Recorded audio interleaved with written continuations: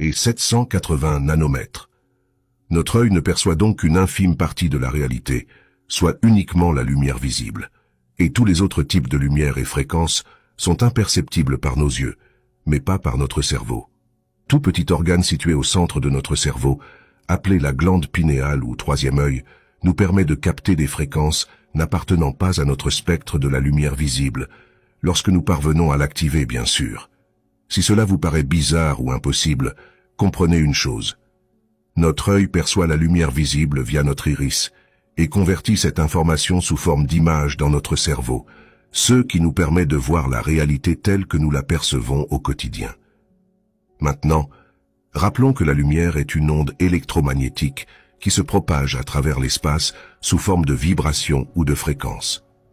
Imaginons qu'un autre organe de notre corps, outre notre œil, parvienne à capter des fréquences supérieures et inférieures au spectre de la lumière visible. Quelle image aurions-nous? Eh bien, c'est tout le rôle de la glande pinéale. Celle-ci, une fois activée, permet de capter des fréquences et de les convertir en images réelles. Si vous avez du mal à imaginer comment voir sans les yeux, prenez l'exemple des rêves. Dans ceux-ci, nous voyons et percevons la réalité, alors que nous rêvons. Tout simplement car notre œil n'est qu'un outil nous permettant de capter la lumière visible, c'est notre cerveau qui crée les images.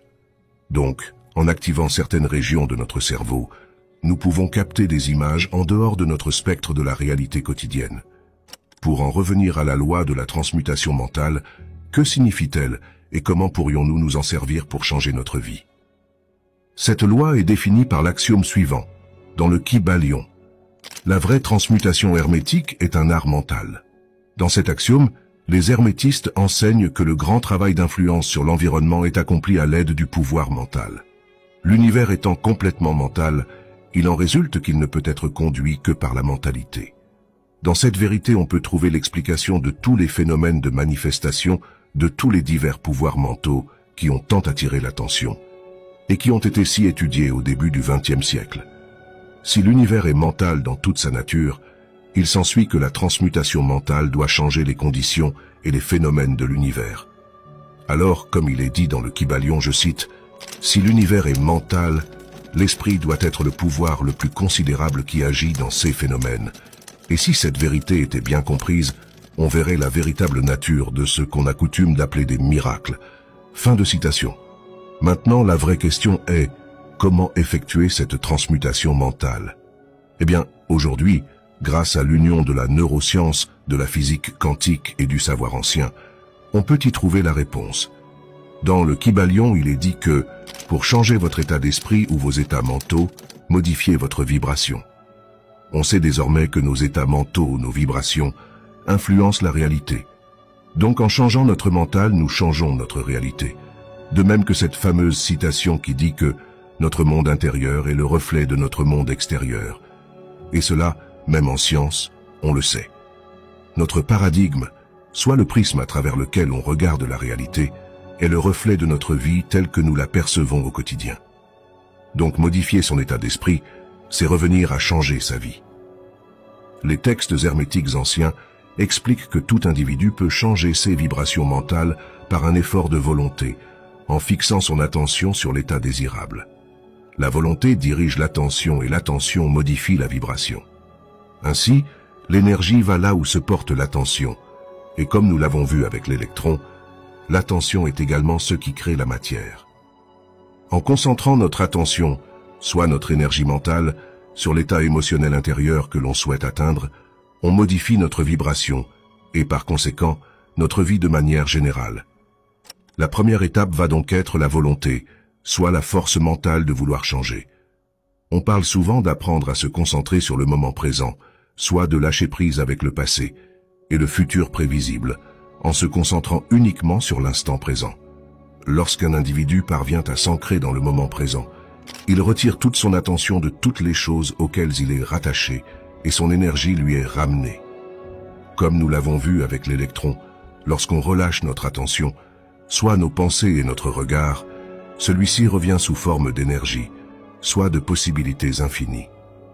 En se recentrant sur le moment présent et en relâchant toute notre énergie de nos souvenirs passés, nous ramenons donc notre énergie à nous, afin de créer quelque chose de nouveau.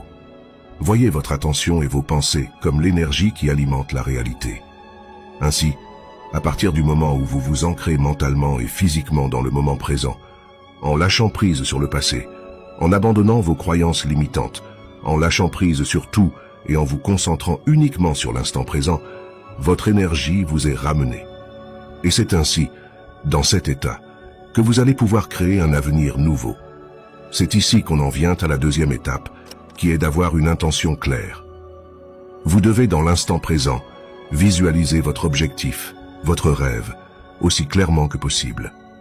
Vous devez l'imaginer et le ressentir, aussi pleinement que lorsque vous replongez dans un souvenir passé. En fait, ce serait comparable à vouloir se souvenir de son futur. Le vrai secret de la visualisation, c'est de vivre son futur, pas simplement de l'imaginer. Car en le vivant, vous allez créer de nouveaux schémas neuronaux de celui-ci, l'inscrivant dans votre cerveau, comme un souvenir, alors qu'il ne s'est pas encore produit réellement. C'est de cette manière qu'on parvient à inscrire neurologiquement son futur, avant même que celui-ci ne se matérialise, et c'est ainsi qu'on le manifeste par la suite. Mais pour y parvenir, il faut y ajouter un dernier ingrédient, qui est l'émotion supérieure. Lorsqu'on relâche notre attention du passé et du futur prévisible, et qu'on ramène notre énergie à nous, on peut visualiser notre avenir. Et cette visualisation, vous allez devoir la vivre intérieurement, en y ressentant des émotions supérieures comme de la gratitude. Comme si celui-ci était déjà là. Cette émotion ressentie va être inscrite neurologiquement dans votre cerveau.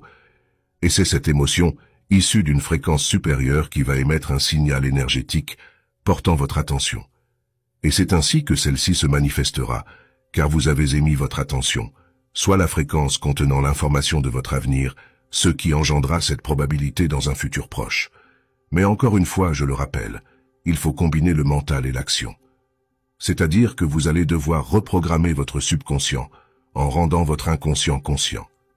Il va falloir reprogrammer votre système nerveux autonome, soit la partie inconsciente de votre corps, via votre partie consciente, soit l'effort de volonté. Pour ce faire, vous allez devoir aligner vos actions quotidiennes en lien avec votre objectif, de même qu'en vous remémorant votre visualisation quotidiennement.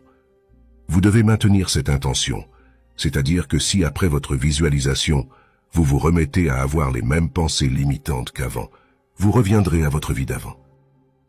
Vous devez entretenir cette énergie, cette intention, en vous remémorant votre visualisation quotidiennement. Vous devez en quelque sorte rester branché à votre futur moi. Et jour après jour, vos schémas de pensée et votre système nerveux autonome, soit votre inconscient, vont se reprogrammer en fonction de votre futur inscrit neurologiquement dans votre cerveau, et c'est ainsi que vous deviendrez votre futur.